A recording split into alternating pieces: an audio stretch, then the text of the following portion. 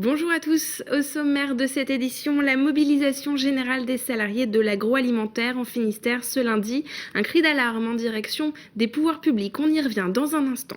Et puis, autre manifestation, celle qui s'est déroulée ce samedi près du portique écotaxe de Pont-de-Buis. Enfin, ce lundi, c'est le début de la semaine du goût et à cette occasion, l'association Saveurs au Toc a organisé à Brest son premier concours culinaire international. Nous étions dans les cuisines. Bienvenue dans cette édition du lundi 14 octobre 2013. Et on débute avec cette image, le blocage de la voie express à Morlaix. Quelques agriculteurs ont rejoint le mouvement des salariés des entreprises de l'agroalimentaire. Une journée de grogne face à la crise que traversent les industries GAD, Doux, Tilly Sapco et Marine Harvest. Un peu plus tôt, près de 250 personnes s'étaient mobilisées à l'aéroport de Brest. Ils s'étaient rassemblés sur le tarmac. Retour sur cette journée. Olivier, 28 ans d'ancienneté à l'abattoir GAD de Lampol-Guimillot, tenait à être là. Pourtant, il y a quelques jours seulement, il apprenait que son poste était supprimé. De rester à la maison, ça veut dire que ça y est, les portes sont fermées, les clés sont jetées et on n'est pas d'accord. On n'est pas d'accord là-dessus, donc c'est pour ça qu'on se réunit ici.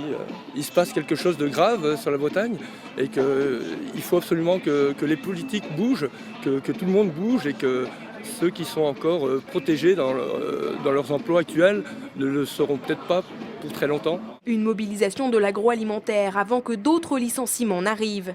À l'entreprise d'abattage de volailles Tilly Sapco, la situation se complique aussi depuis que les restitutions européennes ont cessé. Pourtant, les salariés ont l'impression d'avoir tout donné. On a répondu à tous les critères pour être viable et malheureusement, on ne sait plus quoi faire en fait maintenant. Beaucoup d'efforts et on a l'impression d'être abandonné par l'Europe et abandonné par le gouvernement. Moment fort de cette journée en milieu de matinée, l'installation sur le tarmac de l'aéroport de Brest. Il était la cible de ce cri d'alerte des ouvriers de l'agroalimentaire.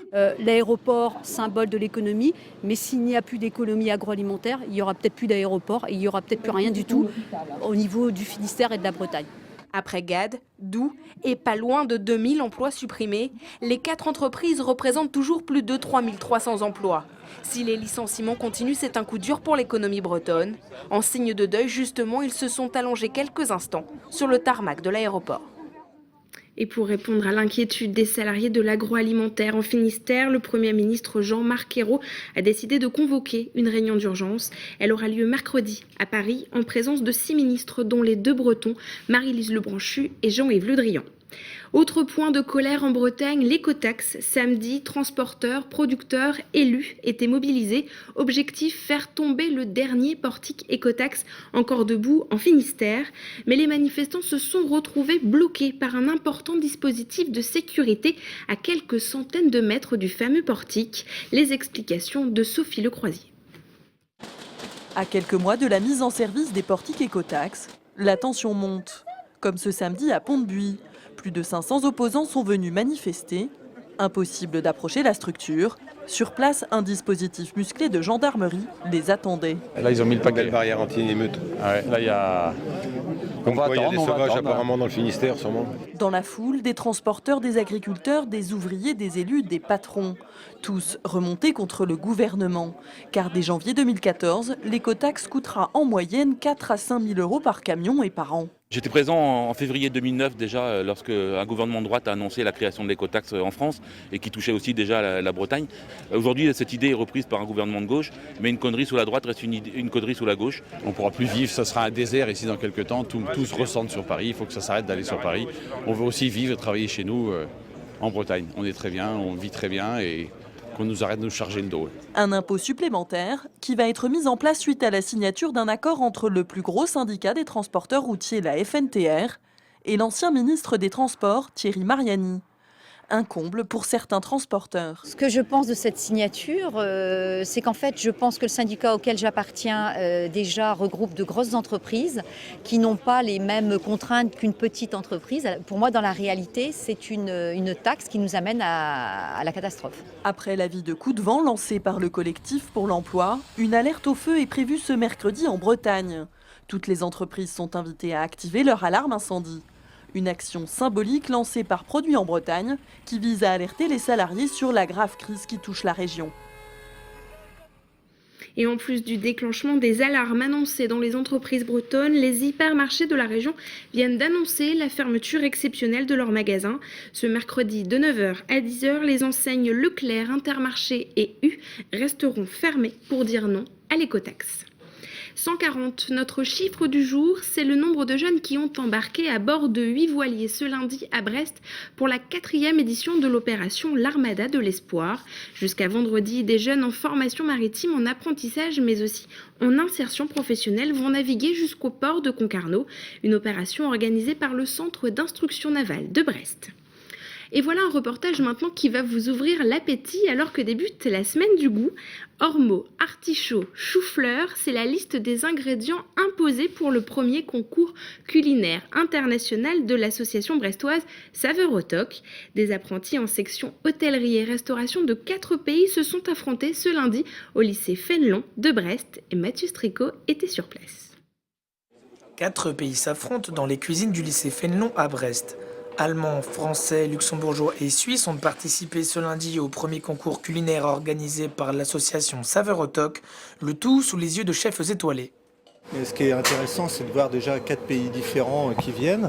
On espère qu'ils viennent chacun avec leur originalité et que tout, qu'ils sachent mettre en avant aussi les produits qui leur ont été imposés, l'ormeau, l'artichaut, le chou-fleur, les produits de notre région. Certains ont dû s'adapter, pas facile de cuisiner les ormeaux quand on habite en Suisse. On a dû se déplacer en France parce qu'on les a commandés 2 fois en Suisse et on s'est fait refouler en fait les ormeaux au niveau de la douane suisse. Donc c'était très délicat. Mais les ormeaux, c'était une belle découverte parce que ce concours nous a permis justement de travailler un produit qu'on ne connaissait absolument pas. Les Français partaient donc avec un avantage, les 2 Bretons sont restés fidèles à leur région. Alors l'ormeau, on va le poêler, on va le sauter. On va faire une mousseline, donc une purée de chou-fleur. On va faire un queen yaman de patates, un artichaut au cidre et un risotto aux algues et une tuile blé noir au poisson fumé. Mais les Français n'ont terminé que 3e. Surprise, les Luxembourgeois remportent le concours. Il semblerait que leur bouillon d'algues ait plu au jury des chefs. Après Sainte-Marine, en 2011, le festival Éco-to-Bigoud s'est installé à Plovan, dans le pays bigoudin. Pour la 4e édition, l'événement éco-citoyen a réuni durant tout le week-end associations, artistes et entreprises. Les visiteurs pouvaient glaner des conseils très écologiques dans une ambiance conviviale, comme l'a constaté Sophie Lecroisier. Et tout d'un coup, oh, mais tant mieux, vous êtes, ça tombe bien, vous êtes là. Ça, c'est notre nouvelle maison. On vient de la trouver au festival Éco-to-Bigoud. Voilà, on sème de la détente et on développe le réseau alternatif.